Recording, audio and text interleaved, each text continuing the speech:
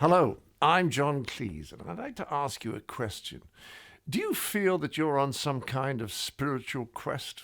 If so, my advice is don't switch channels. And if not, well, you might nevertheless be interested in a question like, is there another reality behind this reality that we so casually call reality?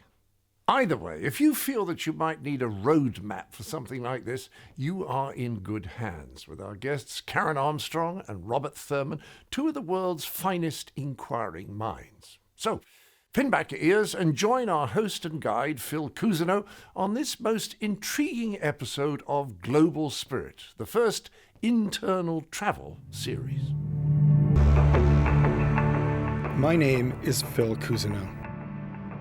Along with being a writer and a family man, I consider myself to be a spiritual seeker, searching for what is real, the truth, or perhaps more accurately, the truths of life. Certainly, the great religions and wisdom traditions have all addressed these questions, mostly through the study of sacred texts, rituals, and ceremonies. To help us explore some of the nuances of the spiritual quest, we have invited two well-respected seekers for a unique conversation. Karen Armstrong, a former Catholic nun, is now a scholar and author of many books on world religions. A recent recipient of the TED Award, her work has been translated into over 40 languages. Tenzin Robert Thurman is a professor of Indo-Tibetan Studies at Columbia University.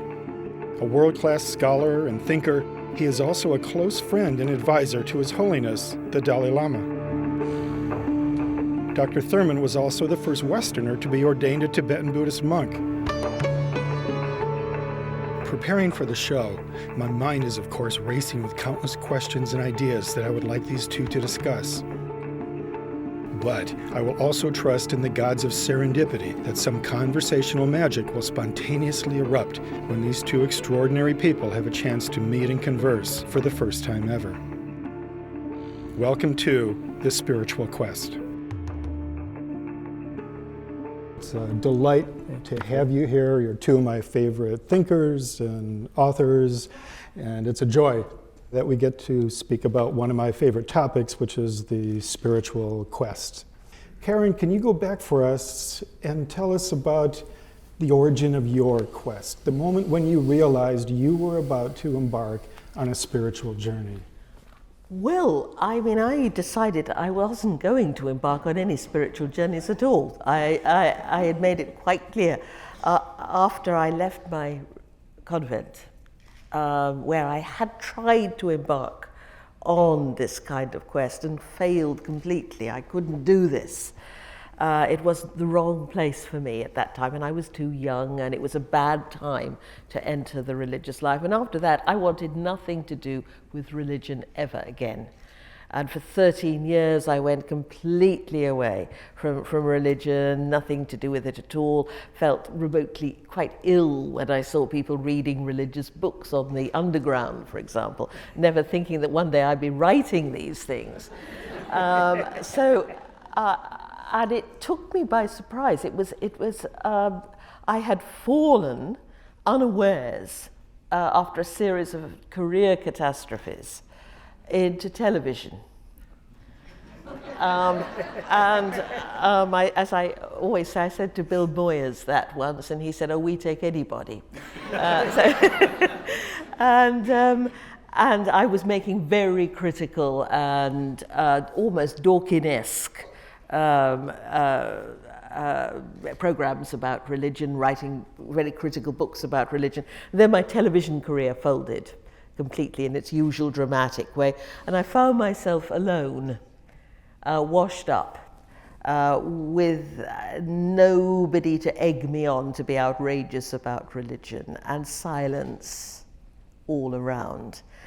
And then the relationship between me and the text started to change, because the silence, you can't read a poem by Rilke at a party, and theology is poetry. You've got to have silence and a certain receptivity. And then I started finding that I was relating. I found a footnote a very dusty, dry footnote in a very wonderful but academic book about Islam, saying that a historian of religion could not approach the spiritualities of the past from the point of view of post-enlightenment rationalism. You must leave yourself behind, get rid of that self, put it to one side, and in a scholarly way, reproduce all the social, political, intellectual circumstances in which this spirituality arose. And then you could begin, and not leave it until you could imagine yourself feeling the same. So he called this the science of compassion. Scientia, science meaning knowledge, and compassion meaning to feel with, experience with the other, leaving yourself behind. And that is the essence of the spiritual life, leaving your false self behind, and trying to discover an authentic self, but not being too worried about that, because you can spend a lot of time polishing your ego and yourself. But you see, when I wrote about Muhammad, however skeptical I was, I had to enter the life of a man who lived in appalling conditions that we can hardly imagine, who believed he'd been touched by God, and not leaving clever, Oxford-educated Karen on the back burner. Enter the mind of a man who believed he'd been touched by God. That started to change me. But it was unawares that I fell into that. And then religion started to make sense. It's practice. You start practicing, then it makes sense, rather than a lot of theory first. Robert, what about you? Does this make sense? Well, but if I could just ask Karen one thing, but you said you started in the nunnery. Yes. How did you get there? Well, in other words, yeah, it was a good question, but a bit of an adolescent rebellion.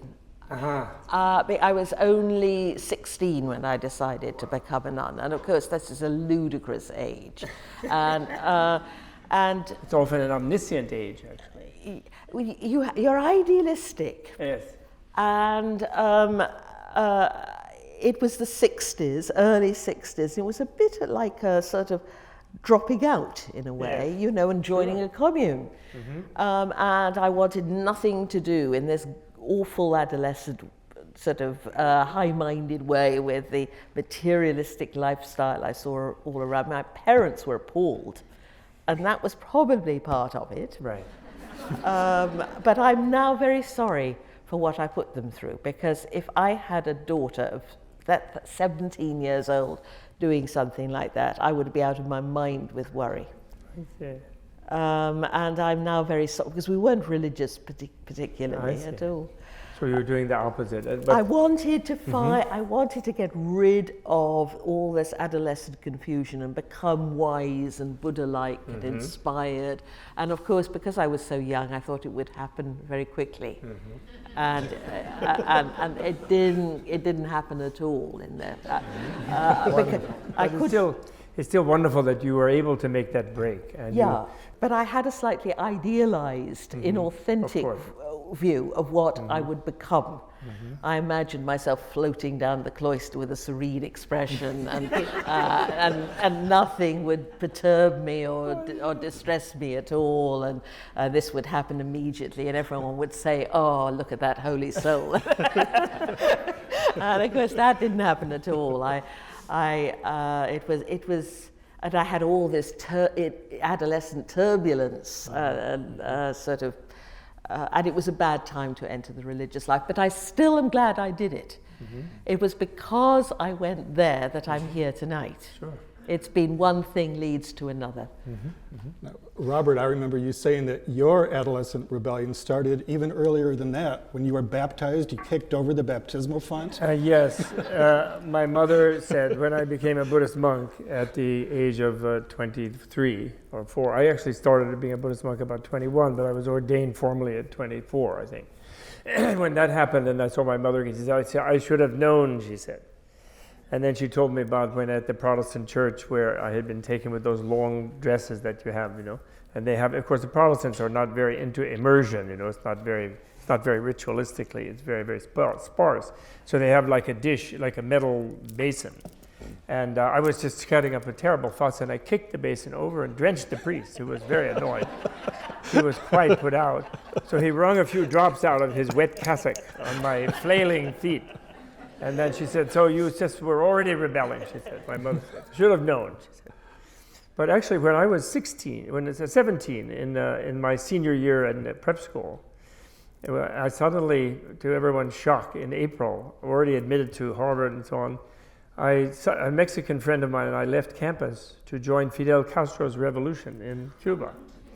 But lucky for us, talk about a failure, lucky for us, we were rejected by the recruiters, the Cuban recruiters, because they said I was very skinny, much skinnier then, but I was 6'3", and my Mexican friend was 5'1", and quite rotund. So they said, Don Quixote and Sancho Panza, we can't use you. They said. And they said, your blonde head would be blown off immediately. I said, there'd be no use. And so we went to Mexico, you know. So it wasn't exactly spiritual, but I was always looking to try to be something real, you know. I didn't really buy the whole American thing, you know, the Phillips Exeter, Harvard, and then what? Then what do? You go become president or something, or a diplomat, or Wall Street, or whatever. I never really thought it was that useful. I didn't like it in a similar way. And then eventually I went on, and I found Buddhism not out of religious interest, actually. I was not looking to believe anything. I was very against believing things. I wanted to see the truth. I wanted to reason my way to it. I wanted proof. I wanted really a solid, I didn't want blind faith, you know. I could use maybe faith in the universe, but it had to be with some good reasons. And when I met Nagarjuna, you know, in the Tibetan language, and when I was around 20, I was just carried away. Because after coming back from Cuba, then I went to college for a while, then went to India, and that's where I did. And actually, Hermann Hesse was a big help with that, you know. Siddhartha and Journey to the East, he was a big help, and Jung and Hesse, these people. So that was my thing. It wasn't spiritual. Even I had been a Buddhist monk, I think we call it monk, really, it's a mendicant. It isn't really a monk, he's not a lone person, very communal thing, being a Tibetan bhikshu, or a gelong, as they say in Tibetan. And I was just looking for enlightenment, you know, that's all I wanted, was to know reality, you know. Is there a paradox then at the heart of the spiritual quest? Because on one level, it's a search for transcendence, a move beyond this level of reality. But as our good friend Houston Smith says, religion is really a search for the deeply real. That there is a reality behind this reality that compels us, that pulls us on. Yeah, I think that's true. I define nowadays Buddhism. People ask me, what is it? I say it's engaged realism. Because Buddha's insight was that reality is all right, it's nirvana, you know. Yes. And not the Theravada version, but the Mahayana version, non-dual, you know. Yes. That this reality right here This now is is what you nirvana, if you really know what it is. Yes. And by not knowing it, it's a suffering, you know. Yes. And did you, when you decided to be a monk, you were ordained, and was it difficult to accept a different cultural? Not really. No. Because the Buddhist thing is like, it's a way, I like to say, to become a Buddhist mendicant. Yes. When you're really enthralled with and you want to meditate all the time and you want to study all the time. There's a lot of study involved, actually. It's not just no mind, you know, as some people think. And you just want to get there, sort of thing, idea. It's like I like to say, it's having a lifelong MacArthur Fellowship. You know, but it's not that very handsome, but, you know, you just have your begging bowl and people fill it. And then you can just study and do anything. You don't have to don't worry, no family, no children, no tuition payments, no career, no pension. You just put out your bowl and they give you lunch. What about meditation? Yeah, then you have all the time because you have no other preoccupation. You don't have to earn a living. You're just cared for by the society. You see, I couldn't meditate. When I was in my convent, I could not meditate. Really? It was the wrong kind for me, I think. Yes. But I follow you there in the sense Yes. that I was not into meditating in the sense of emptying the mind. Yes. In a way I was, like after I studied a little bit. The Tibetans don't encourage meditating right away, actually. They're Right. different from some other Buddhists. They insist that you know something. They say, listen, if you go meditate right away as an ignorant person, you will deepen your ignorance. Yes. Because meditation is a neutral tool. It will heighten whatever your state is, whatever your understanding is. So that's what they would say. So you learn something. But then it's very interesting, and you were talking about transcendence, because when I did get to the parts in the books that my original teacher, an old Mongolian gentleman who strangely lived in New Jersey, not India, it's a very funny story, but when he was reading them to me, and I got to the parts on dhyana, on contemplation, I was into doing whatever Nagarjuna said, whatever was in the book, so I started doing that. And I would get into sort of abstracted states pretty easily, actually. And that man had a diabolical sense of when I think he must have been clairvoyant or something. So every time I would begin to a little bit float out of the body, float out of the world, he would show up if it was 2 a.m. And he would say, "Why aren't you sleeping? You better come have some yogurt with me."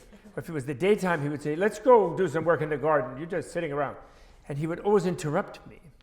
And even when we got to that part of the text, he would say, "You don't need this part." And more study, And I think because I would have become attached to a certain quietism that I think a lot of Buddhists and a lot of spiritual people get into, where they find the world jangly and bothersome, and then they withdraw into a place where they don't have to think about that. It's like a wonderful kind of Prozac. They get a lot of endorphins going, I think, and you really transcend, but it isn't a true non-dualism. There's no compassion in it. It's a self-centered, kind of a narcissistic thing, I think, actually. Great danger in meditation, I think. Yeah, I mean, we used to have to every morning meditate for an hour, and we in a Jesuit setting. Oh, so you were ordered to do it. We had to plan it the night before, and write out notes and a plan of meditation and and I'd start, and immediately my mind would go off down and thinking about anything but God. Right. And I found that study again was the thing for me. When I started studying losing myself in what I'm doing. Yes. And you'd get moments when you say, "Oh," or "Ah," but that's it. Yes. That's it. And that's it for me, I think. And I agree with you that you could fall in love. When you write, though, once you have and you have studied so much because of all that you have written and researched, then your writing is a kind of meditation. Yes. And it's changing you, and there's something there, and I quite agree with you. Going into the void can lead you up some garden path. It can be helpful, but the most important, and the two types of main meditation in Buddhism, one is called, shamatha, one vipassana. Shamatha is that just empty your mind and just be still and silent. But the vipassana is a critical thematic, and it engages thinking actually to an intensive degree. So much so that it almost outruns words, but it's still penetrating, something like that. And that's where study leads you. And you have to have study to lead yourself to that. Yes. And use doubt and so on. And you were obviously a tremendous rebel, I can see. So you would have I can see you rebelling, first your family, then rebelling against the Mother Superior. Well, I was don't think of me too much as a heroic rebel. I was a cowed little creature in those days, looking with big scared eyes, and crying. I cried like a broken water spout. Oh no! Continually, and it shows that, or either that, or we were in paroxysm of giggles, a sort of sense of hysteria there, I think. But we weren't allowed to study. We weren't allowed to read, and just sort of we're supposed to be finding contemplation while we swept and cleaned, and I've never been able to do that when I'm sweeping or hoovering or cleaning. It just isn't me. So study, I think, it fills the mind, it takes you out of yourself and and it is a compassionate thing in that you feel with something other than yourself. It takes you beyond yourself. Absolutely. I remember you saying, Robert, that there's an old Tibetan saying that the best teacher is 3 valleys away. Yes. Well, that's a thing that the best initiating teacher is 3 valleys away. In Buddhism, the teacher figure was somewhat de-authoritarianized from the Indian patriarchal family. So in Mahayana Buddhism, they say Kalyana Mitra, which means like a virtuous friend. Yes. So the model of the teacher is that of a friend and a model, rather than an authority, guru. But guru comes back in Buddhism with the tantric esoteric practice where the modeling is sort of more deep and it's initiatory, it has a ritual element. And there you make an individual into an icon, and you see your teacher as if he was a Buddha. But since the teacher may be an ordinary human vessel in a way, like a statue of Buddha is actually bronze or brass or wood or whatever it is, or plaster. So the teacher has their plaster side. And that's why they say the best initiating teacher lives 3 valleys away, which in Tibet is like San Francisco. It's like 3,000 miles away because it's hard to travel there. So that means you can visualize that person as if they were a channel of the Buddha's energy to you rather than see their human failings too easily. And also I think it saves the teacher in Tibetan society from the temptation of having too much power over the disciple and telling them, interfering in elements of their life that they really have no business doing, as we have noted has happened in the West. Yes. Quite a lot. Quite a lot. And in Kabbalah, in Jewish Kabbalah, it's a similar thing where you imagine your teacher within you. Yes. But he's not necessarily there. Right. And I agree with you about the domination and the... Yes, it can be abused. Yes, it can. And also you can start making an idol of your teacher. Absolutely. And it's transcendence. There's always, as Paul Tillich said, we are idol makers. We are endlessly creating idols and fetters as for ourselves, absolutizing finite things like teachers or ideas or ideals. Well, it seems liberating to consider the possibility that our teachers don't have to be living. Our teachers can be found in books, in music, in history itself. Is this what you found? Yes. When you were resisting the Mother Superior and all those Jesuits, but you found the real voice of instruction in poetry, Wordsworth and Eliot? Well, that was after I left. I loved poetry. Poetry speaks to me deeply, and theology is poetry. Sure. It's a way of saying something that can't be expressed easily and that points you to something beyond, that touches you within, lifts you beyond yourself, but you don't know what or can't tie it down. And I would say too that after I really began studying about religion, I've never had a teacher, you see. I've never had someone to pop in and say, stop doing that. And so it's been a rather odd quest, and without a community too. And that's a flaw, I think, because I think community is immensely important, because it knocks the corners off you and the eccentricities off you and the ego out of you. Because however wonderful the community may be, there'll be people who drive you up the wall, and you have, and this is good for you. And I live in this lonely, not lonely, I'm never lonely, but my little house. Solitudinous. And I learn from the people I'm reading. But then, you see, here I am, surrounded by people. I know we're not supposed to say that on TV, but here they are. And it's almost as though I read a book once about hermits. I had to review it. And they said the more solitary people become, the more they're called out. Thomas Merton and the early Egyptian monks used to go off into the desert, and the crowds would come to them from the cities to be around them. So even though you start being alone, and I was washed up in aloneness after the collapse of my career, then you're called back into, I suppose there's another community for me now. But my teachers have been people I've read. Rather than it's been a reading quest for me. Alone together with the old voices, the old wisdom tradition. I suppose so. I do. There are certain people that I love to read, and their voices resonate in my mind, and they've now become a part of me. I've noticed this in His Holiness's writing, that he always pairs the twin wisdoms of compassion with selflessness.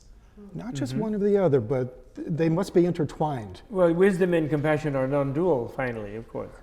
But there is a strand in Mahayana Buddhism, exemplified very much by Shantideva's writing, Nagarjuna, Shantideva, and His Holiness is the sort of living representative of that, where you, before you've even generated that much of a wisdom, you do what is called, you exchange self and other. In other words, instead of you abandon self-cherishing, you see that's the only demon in the universe actually is self-cherishing, what they call, or self-preoccupation, sometimes I like to say. And that other cherishing is the root of all enlightenment and all everything, you know. And you, even before you're sort of really able, you just replace them. And Shantideva is the most radical one. He has this, I use it with my students in classes, even though we're not studying Buddhism in an academic class, you're studying about it. But to get them to understand the Buddhist, I always use this verse, and I have a challenge, which is Shantideva's famous verse. It says, all suffering in this world comes from wishing your own happiness. And all happiness in this world comes from wishing the happiness of others. And I say, see if you can defeat that argument or that statement. And then, of course, I get all kinds of things, you know. And, of course, in an undergraduate class, it eventually gets down to sex, you know. then they say, I get there by wishing my own happiness, and then I recommend them to a sex therapist. Compassion would seem to be the most natural of human impulses because we were meant to live together, and yet there's so much resistance. Why do we resist compassion? Is it fear? Fear of the other? Well, I often, when I'm talking about compassion, I often see in the eyes of my audience, when I'm allowed to look at them, a kind of mutinous look. You know they're supposed to be compassionate, but they don't really want to be, because it's hard. The golden rule, for example, don't do to others what you would not like them to do to you. That's the essence of a lot of religion, because you have to look into your own heart, find what gives you pain, and then refrain under any circumstance from inflicting that pain on anybody else. And that's hard. People often want to be right rather than compassionate. And it means you have to put yourself to one side. And that people often use religion to make them more so. Oh, yes. More me.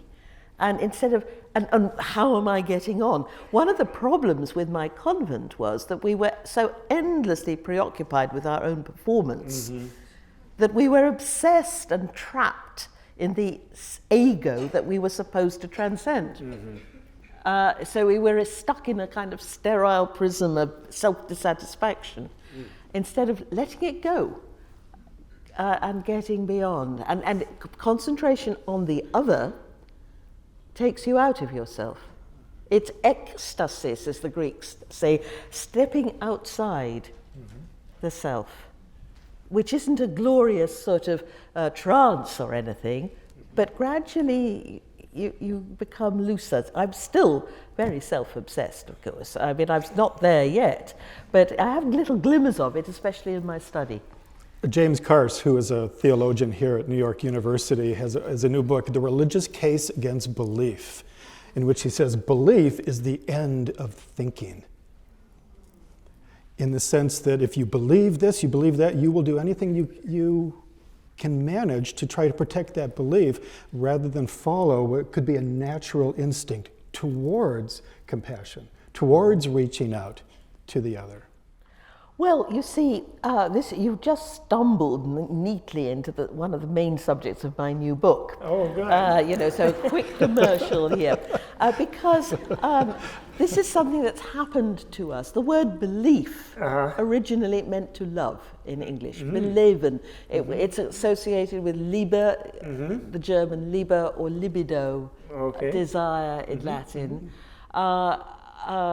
Jesus, when he says, have faith, he's not asking them to believe in his divinity. He didn't believe he was divine, but to be committed, to give up their families, to follow him, to look after the poor, to be kind to everybody. And in the late 17th century, belief changed its meaning and started to mean the intellectual acceptance of a proposition. So now, in the West, we tend to call religious people believers as though that's the main thing that they do. Right. Whereas this is a peculiar thing. Religion is a practical activity, Right. and you learn by doing, not by thinking or accepting doctrines. And one of the meanings of credo, credere, means to engage yourself, to involve yourself, to do it. That's right. And then you'll understand. Then most of Buddhism is about doing, studying, Sure. being compassionate. Judaism, it's about doing. Islam, 5 pillars, all doing things, not accepting certain propositions. Right. Okay, I'd like to turn now to an intriguing parallel between the two of you, and that is you both come from a monastic tradition. You've both spent intense time within that tradition. Yes. Now, I went to a French Catholic school for 9 years, studied under Jesuits. I've been haunted by dreams about being a medieval monk all my life, but then I read about what the two of you endured, and you've struggled through with the monastic life, and I realized that wasn't the path for me either. So can you share with us how the monastic tradition itself has actually affected your spiritual quest? First of all, the Dalai Lama likes to say to me in joking, after taking about 15 years to forgive me for resigning as my monkhood, he was not happy about it at first, and he felt he ordained me. I wasn't a Tibetan refugee.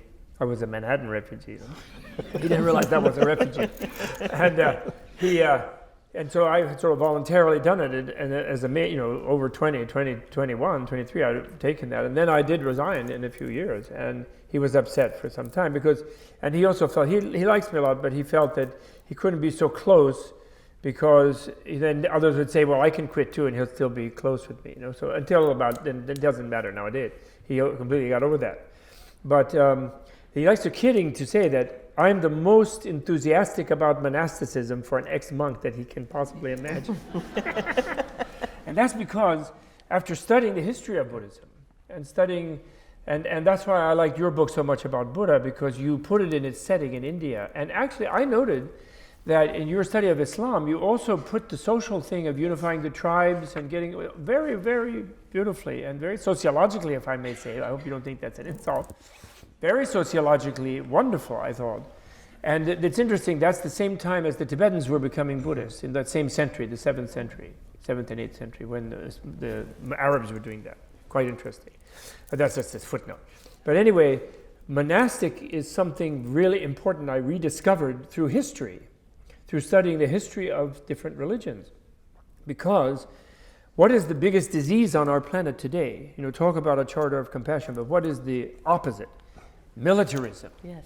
And militarism is tying up huge resources on the planet that really should be going to all kinds of environment and schools and children and everything, health. And it has this huge lock on all these resources. And then if you look in history, one sociologist actually challenged me once when I was in a peace march. He challenged the whole crowd. He said, you guys are amateurs, you peace marchers. It's nice, and you get a little result, get some press, they maybe if you surround the Pentagon, they won't go to their office for a day. But then you have to go home to your day job, and their day job is war. Mm-hmm. So where's the peace industry? Where's the peace job? Yes. And look in history. And at first you want to say, well, the university. But it isn't. The university does war research everywhere. Yes. The physics, and it's all, Leonardo da Vinci made war machines for the guy in Milano. And so, but the only time in history when societies have demilitarized has been by the force of monasticism. And it's always been incomplete and imperfect. Tibet, the reason it's extraordinary, it was the most complete. It was so complete that they lost all their defenses, actually. And then they did this to the Mongolians. And the Mongolians, who had been the most ferocious warriors and militarists, they became like monks, like the men, and some of the women. And so monasticism as an institution is the only bulwark that human beings have invented, whether Christian or Buddhist or Sufi or whatever, that creates a kind of person who's like a soldier of compassion to match the soldier of hatred. Yes. And somehow, therefore, we have to reproduce it today to demilitarize in either an educational way or in some way. And so Protestantism made this terrible mistake, I feel. Yes. Because Luther didn't like being a monk. He would hallucinate, Satan in the John all the time and freak out, and he then became a layman. and calmed down, and some good woman took him under her But he didn't like her tutelage. much either. Right? He didn't like women much either. Oh, really? No. Didn't he marry and so on? He did, but he still said that marriage was a hospital for sick people. Oh dear. Well, he was maybe himself sick and he needed that cure. You know? I'm sure he had a nurse. You know. Did you ever feel a sense of resentment when you were in the nunnery if you or any of the other sisters talked about an actual experience of God? Oh, we didn't talk about that kind of thing. No. We didn't talk to each other at all about anything of that sort. That's part of my point, that we were discouraged from this. But in my experience, you couldn't talk about dreams, you couldn't talk about the ecstatic experience whatsoever. They thought that this was demon-induced. no, they didn't think that. But I was hopeless because I never had any spiritual experiences. So, and I would say to them, I would say to my superior, I've never experienced. I knew that it was an aesthetic thing that I was manufacturer of myself, and that's fine now. I see it's fine. Yes. I was expecting some kind of glimmers of something outside myself. I had a very juvenile. How long were you there? How long did you last? 7 years. How much? 7 years. 7 years, from 16 to 23. 17 to 24. Wow. It must have also helped your mental discipline in certain ways. Oh, I'm very creativity. Yes. It was an amazing. I wouldn't have missed it. And what I remember, what the best bit of it for me was the liturgy, the ritual. Again, not a Protestant thing. Yes. But the way we used to do the ritual was beautiful. And there was a lot of singing involved and doing again. Yes. And that took you out of yourself into something that was deeper than any doctrinal understanding of the ritual. So that I remember enormously important and moments. But the ideal of getting beyond yourself, not living just by getting and spending and self-gratification, and with the idea that you were struggling towards a sort of enlightenment. That, I think, is valuable, and it's important to have it in this world. Now, some of these nuns, the best of them is that they know how to listen, because they're in silence, and people come and talk to some of these women who are not religious at all, but they come because they know how to listen. They're in silence. We don't listen much in our world outside. We're too busy talking. Or thinking of the next clever thing that we're going to say. There are places there where people can go, or even stay a few days to be out of the hurly-burly, just to think, and all that's valuable. There's something other than our normal mundane experience. What about the family? What about marriage as a bona fide spiritual path? What used to be called the householder's path. Right. Last week on the phone you told us you wanted to talk about how marriage can whittle away at the ego. Well, that's me in theory, but I've never done it. I have never married. But I often think that every day in marriage you have to forgive somebody something. Indeed, and you have to be forgiven, I think. And be forgiven. To some extent. Or you have to accommodate yourself to something else. Absolutely. That there is a sort of endless built-in chipping away at pure ego, I would think. Yes, I can certainly say that I learned as much from my wife and my children, actually, as I did from being a monk and from the books. But I don't think I would have if I hadn't had the 4 or 5 years of that internalizing effort, If I had because what happens in the family when you do is you start, without realizing it from your unconscious, these patterns from your own parents and grandparents start to repeat themselves. Even you thought you long left that behind.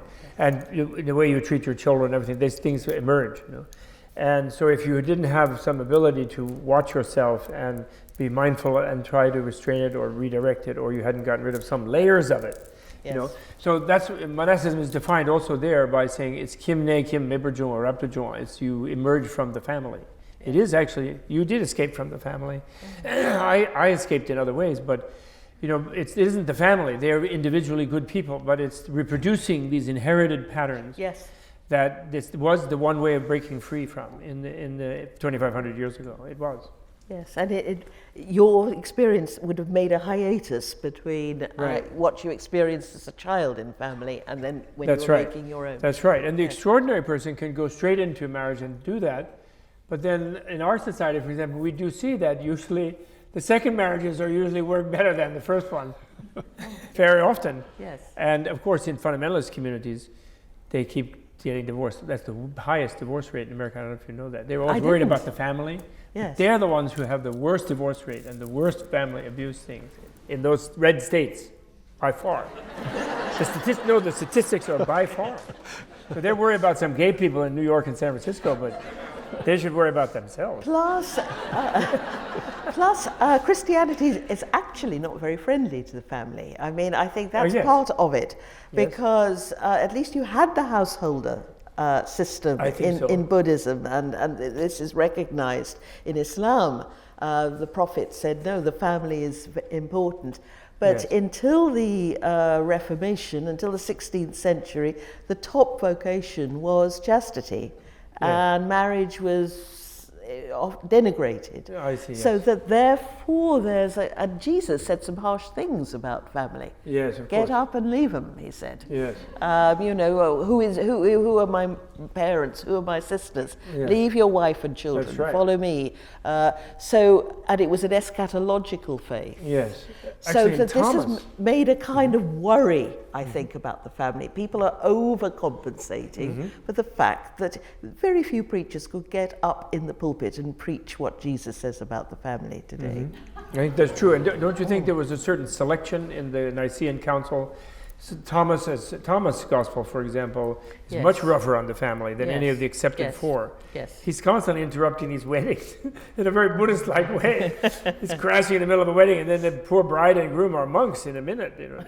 Thomas, remember in St. Thomas? Then he went off to Yes, India, that's interestingly, where Yes. of course that was more easy to do because the economy was richer. But also it was people believed that the end was nigh. Yes, That's sure. Jesus and Paul. They really thought that this was Paul. It wasn't against marriage, but he said there's no point in getting down with a family where the Lord is coming, the world is going. As the world didn't come to an end, then there had to be some kind of a combination there with all that. Robert, you've been speaking recently about Yes. something rather startling that we're hearing from the Dalai Lama, that perhaps we should stick with the tradition we were born into. Oh yes, well the Dalai Lama, that's not recent for the Dalai Lama, he always said that. And the Dalai Lama has always said that before fundamentalism was so powerful and there were these sort of global dangers that are now happening, he's always said that in the modern period it is not because of the pluralism and everyone is there's no pure society, so to speak, more or less. Really hardly, there's maybe one or two still somewhere. But the pluralism is there, and therefore it's too dangerous for people to do crusades and to think that, and even it's a bad thing for people to go around thinking that theirs is the superior way. And so he said that we should we should share our things with each other in different traditions, but then people should implement them within their own tradition, because there's a lot of elements of a tradition that are cultural, have to do with your family and your society, and you can get that egotism that one can attach to one's religious belief, which we've already discussed, when it then is attached to another belief where one has switched to, can be even worse, actually. Yes. And so he's very against that. As I say, he's sympathetic to someone like me, and he tends to say, well, some people just can't help themselves. But they do switch or something, or they weren't really very religious beforehand and so on. But basically it's not a good idea, and he reassures people that they should try not to. And some Buddhists convert Buddhists find that frustrating that he does that. But it's good for them, and he especially cautions them. He says, and if you have switched, never be contemptuous toward your original tradition, and realize that it was just you didn't find what you wanted in there, but that doesn't mean it isn't in there. Yes. So he's very good about that. And I think I agree. I think that is the best way. I can't do it myself. I can see when I'm in a Christian setting, when I'm studying Christianity, I can really appreciate the symbolism and how it works. When I'm surrounded by it, however, that old sense of utter failure comes crashing in upon me. All those, when I was trying to pray, trying to meditate, couldn't. And I have a sense of absolute exhaustion. Plus, Catholicism is different in the UK, and Catholics in the UK give me a very hard time for leaping over the wall and, telling all the stories of the nunnery.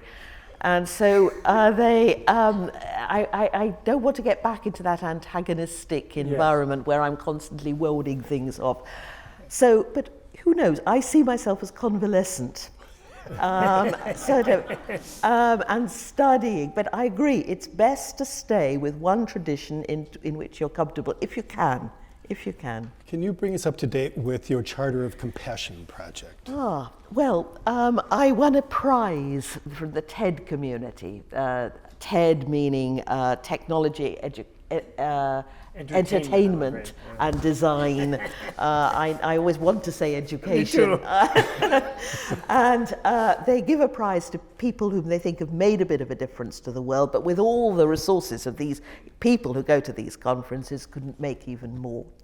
And it was very daring of them to give me this prize because they're so secular up until that point. True. And Chris Anderson, the curator, was a bit nervous when I went was hovering in the wings to whisk me off in case they started throwing dingbats and things. But my wish, they give you a wish for a better world. This is not the time to ask for a villa in the Bahamas. But I knew exactly what I wanted, because all my study, in every tradition that I've studied, it brings me back to the essential nature of compassion. Not feeling sorry for people, not pitying people, but feeling with the other. The golden rule that we mentioned earlier, don't do to others what you wouldn't like them to do to you, has been articulated in every major tradition as the route to enlightenment, the route to nirvana, God, because it makes you dethrone yourself. And yet you'd never know it sometimes when you get religious people together. They talk a lot about, whether gay people can be priests or bishops, or who can be saved and who can believe what. But you rarely hear them speaking about compassion. And it seemed to me that this is a huge lack. We need to bring it back into the center of the focal point of religious life and make people aware of it. So I wrote a draft charter for compassion saying that anybody of faith or even of non-faith can identify that compassion is the core of civilized life and enlightenment. Absolutely. And unless we manage to create a global community in which people of all persuasions can learn to live together in harmony, we are not going to have a viable world to hand on to the next generation. We're at that point. And that the religions that should be, that have this wonderful ethos, should be making a major contribution to this task of our generation, are seen as part of the problem. But so we want to bring back that compassion. It's no good waiting for somebody else to do it. We must do it ourselves. So I wrote a draft charter for compassion to be like the Charter for Human Rights that people could refer to, and it went online. And people contributed to it all over the world on a wonderful website Ted set up for me. And on next week, a group of sages, including Desmond Tutu and Muslim, Christian, Buddhist, Hindu, will meet in Geneva and we'll write the charter together. And then, but then we have to make it work. Find way. It can't just be a good feel-good thing where we all, swallow a lump in the throat and have a great signing ceremony, and then go back to our uncompassionate lives. Somehow we have to find ways of incarnating it in society, and that is what we're all focused on, and what the sages and Ted and everybody to make it. We're thinking at the moment, the latest idea is to create cities of compassion. where people will, what a TEDster in San Carlos has said San Carlos will be the first city of compassion, and we'll devise criteria, doable criteria. It's no good setting the bar too high or too low. And that discussion will be part of the whole process of what we mean by a compassionate society. But we're hoping to have compassion, but to start off with about 6 or 7, 8 compassion cities in all parts of the world. Lahore, for example, is one city we've thought about. And that the people within these compassionate cities, the youth can be encouraged to blog each other, to have exchanges, to talk to one another, to get to know one another, as the Quran says. Because unless we get to know one another, we will continue to fall back into our old patterns of divisiveness and hostility. Absolutely. Do you have some closing words on compassion, Robert? Closing words on compassion? Well, she said it all.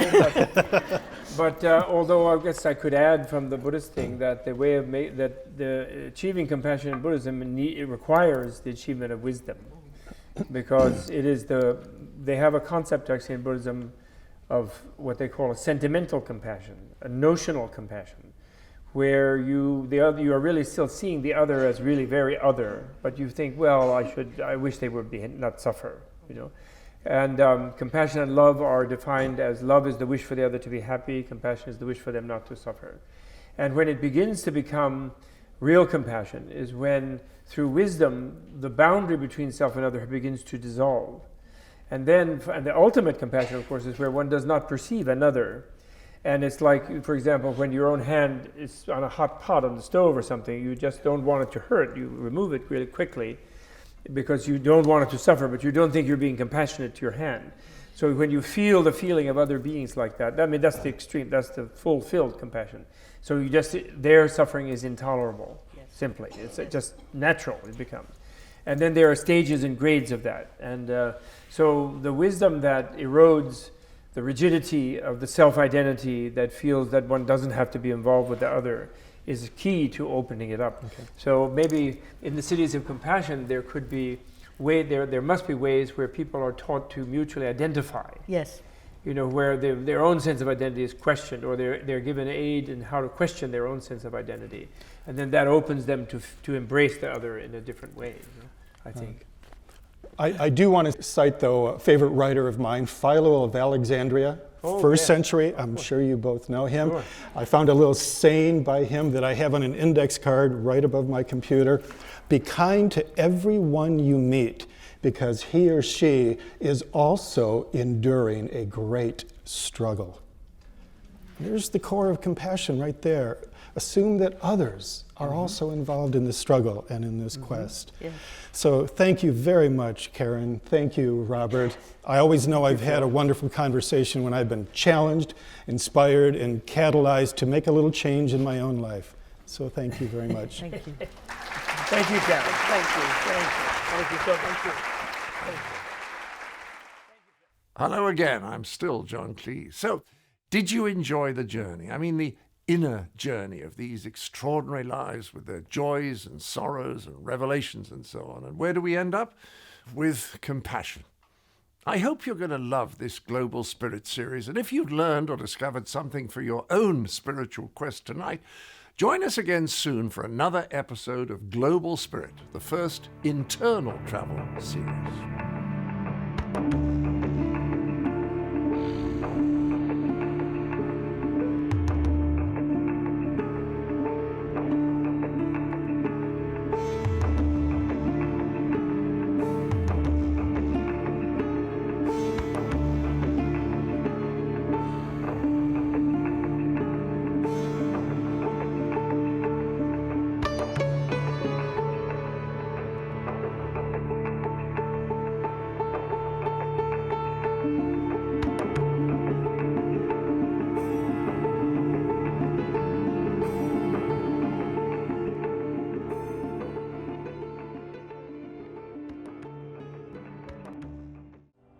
Mars Attar and the Attar family, in honor of our dedicated community of volunteers and supporters, in service to the awakening of our essential humanity through education, indigenous wisdom, land stewardship, and care for future generations.